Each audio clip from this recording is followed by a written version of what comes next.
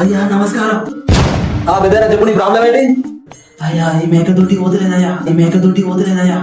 ఓ పెద్దయినా నువ్వు పొరపాటు పడ్డావు. నీ పశువుల డాక్టర్ని కాదు, చిన్నపిల్లల డాక్టర్ని. అయ్యా చిన్న పోతాంది. ఓ పెద్దయినా వినబడతలేదా? నువ్వు అనుకున్నట్టు నీ పశువుల డాక్టర్ని కాదు, చిన్నపిల్లల డాక్టర్ని.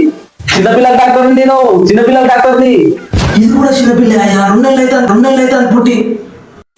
ఓ పెద్దయినా నేను పిల్లల డాక్టర్ని. మన మనసులో కూర్చొని చూసావా? చిన్నపిల్లలు వాళ్ళ డాక్టర్ని నేను. అయ్యా ఇది నాకు కూడా పుట్టలే.